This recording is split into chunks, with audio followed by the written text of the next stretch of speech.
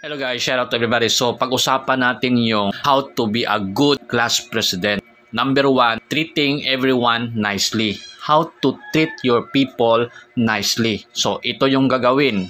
You give reports every day or every night like Duterte sa nagmamahalan ng mga bilihin.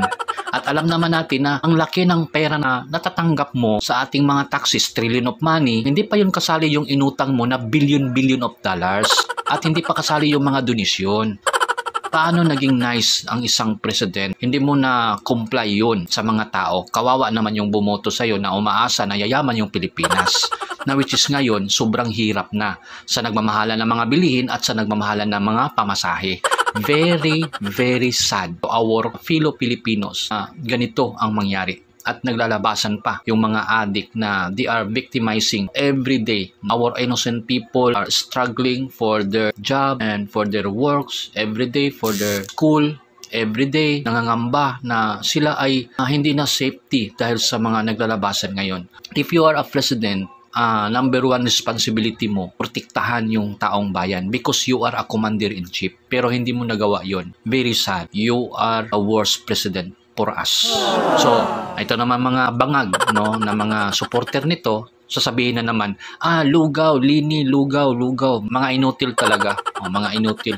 Walang intellectual knowledge about politics. Huwag kayong magsalita kung hindi ninyo alam kung ano ang obligasyon ng isang politisyan, na bakit natin nilagay sila dyan na tayo po ang nagsusildo sa kanila. Malaki po yung natatanggap nila na sweldo. Milyon po.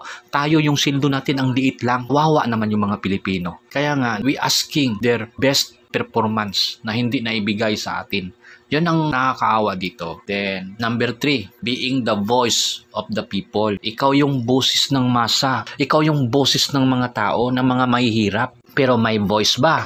Pinaglalaban ba tayo? Si Duterte lang ang narinig natin dyan at saka si Isko Moreno na pinaglaban nila yung taong bayan.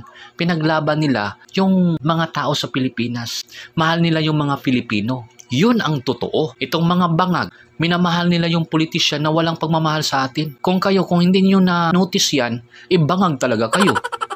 Sa nagmamahalan ngayon guys, wala namang shortage at wala namang pandemic. Sa laki ng kita ng government ngayon, kayang-kaya niyang buhayin ang lahat ng mga Pilipino na without suffering, without any struggle of price increase. No, kasi si Duterte na-maintain naman yung price. Tsaka 2 taon pinakain ni Duterte ang lahat ng mga Pilipino. Walang kita yung buong mundo ha. Hindi kumita yung gobyerno ha kasi pandemic ha. Shutdown yung economic pero pinakain niya sa 2 taon yung mga tao. Sa ayuda, libre yun. Dito, wala namang pandemic, walang shortage, pwede niya pakainin lahat ng tao. Pwede niya ibigay lahat ng bigas sa dami ng pera ng ating government ngayon. Yun ang totoo guys, kasi responsibility ng isang president ang hindi pagutuman ang taong bayan at protektahan ang taong bayan. Yun ang totoo at nandyan yan sa konstitusyon natin, nandyan yan sa batas at hindi niya na-comply. Tapos sabihin ninyo, the best president, the worst president to. Ito, growing as a leader. Growing as a leader, kailangan po maging palyan ka. Kung pinapatay yung mga tao, yung mga inusinting tao sa mga kriminal, sa mga addict na naglalabasan ngayon, bigyan agad ng sense of urgency. Ang ibig sabihin po ng sense of urgency, bigyan importante ang taong bayan. Magkandak agad ng proteksyon sa taong bayan para hindi maubos na papatayin na lang dito sa naglalabasan ng mga addict. Ganun po yun. Baka hindi naintindihan sa mga bangag. Kasi hanggang ngayon, bangag pa rin sila. At hindi alam kung ano yung nangyayari sa Pilipinas ngayon. Kasi nga, mga bangag.